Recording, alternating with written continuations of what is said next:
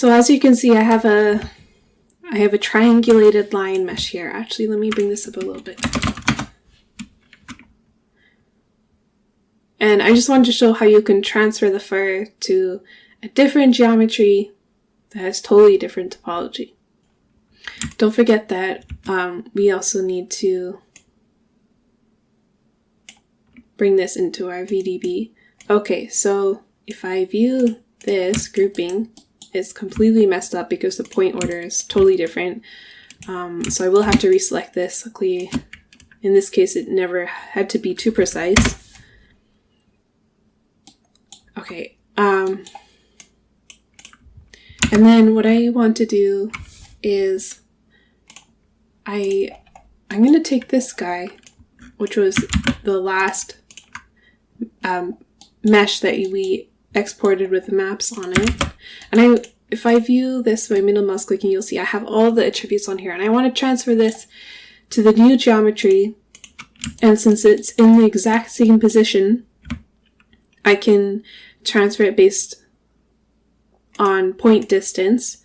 So to do that, I will use an attribute transfer node and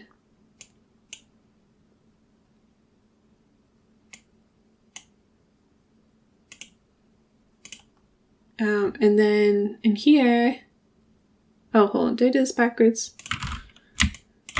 So the first node is the geometry to transfer attributes to, which is the new triangulated one that we want.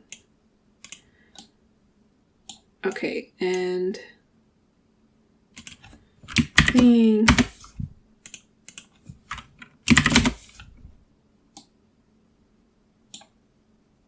Okay, so now if I grab an attribute wrangle,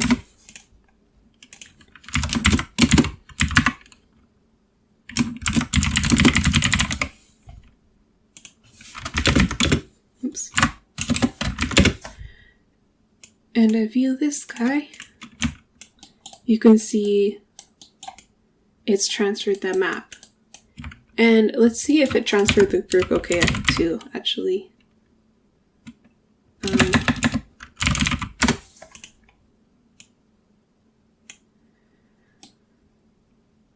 And no, okay, so it only transferred attributes. So let's plug this back into here. Okay, we're good. And that's now being fed back into this and back into all our maps. If I go here, you'll see, oh, it's really messed up. And if I recache the strokes, oh, sorry. So, sorry. Since we already have these here, we don't want to overwrite these values. So we're going to plug them into here. And then if I recache the strokes, that is what I want.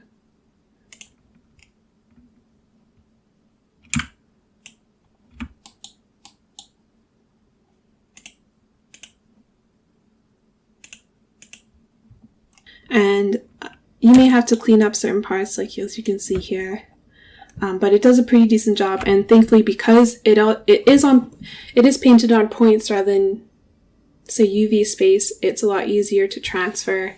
Of course, if there are parts that you did paint solely in the UV mode, you may have to clean up more. But that is how you transfer the maps. And then once I go through and clear recache all the strokes on these guys, I will version up this. Tutorial version 4, save to disk, update this here, and in our guide geometry,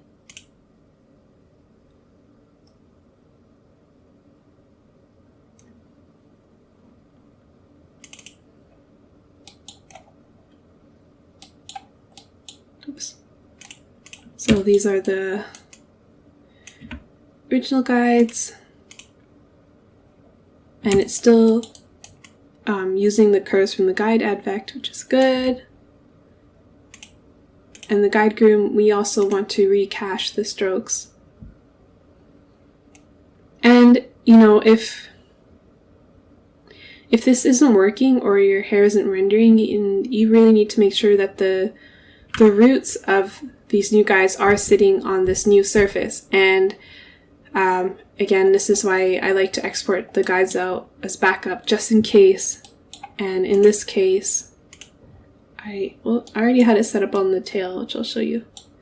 It's very similar to setting up the eyelashes. So I had the alembic curves exported, and I'm selecting the root position of the guides, fusing it to the skin. You should be able to see it snap somewhat. So that's the difference there. Creating a new rest position. Guys, gain attribute lookup, and then from there you can just add all the regular guide grooming nodes afterwards. Just really handy. And you know, this is great too if you don't feel comfortable grooming with the tools in Houdini. It is slightly clunky. Maybe you're more comfortable grooming curves in XGen or even ZBrush. You can always just export alembic curves from whatever package and hook them up this way and continue working that way. You're never stuck. If you had to blow away the guides, you're not going to lose all the stuff you've done on the fur. If the geometry is completely different, no, let's say it is, let's use a pixel. Let's say it's the same topology, but different position. So let's say I could still blend shape between them. I'm just inflating him. He looks like he's been stung by a bee. It's very similar, but in this case, instead of an attribute transfer, I'm going to use copy attribute, because this will copy it based on point order. So the geometry to copy attributes to, that's this guy. And again, from the last maps we did. And if sorry, I need another attribute wrangle. No, I can't type. Okay. Attribute. Okay.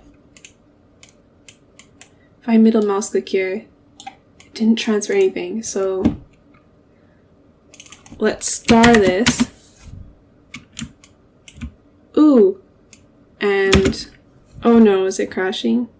Okay, it didn't crash, but I just added to transfer everything except for the P point position, and you'll see now we have all these maps here.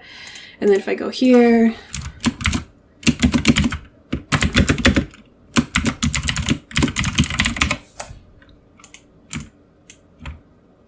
oh no. Okay, no wonder why that exploded. Okay, sorry. Let's use, nope. Okay, there. So this is the quad mesh, which is what we want to transfer the maps from to the exploded mesh. There we go. That's also why it exploded here, because I couldn't blend shape between the two. Okay, so again, the attribute copy will work only if the two meshes are the same. And then now if I view here, you'll see it's transferred that map, and then the same thing, I would plug this, I would plug this new mesh also into the VDB, and then plug this through the maps, go through and recache all the strokes and save out a new one here. So I'll just do that quickly and pause the video. Okay, and if I go into the guides, you'll see they've disappeared. Again, I just have to recache the strokes, and you can also, okay, there we go. So now it's on this new mesh here, and it's all working, woohoo. But you can also transfer the guides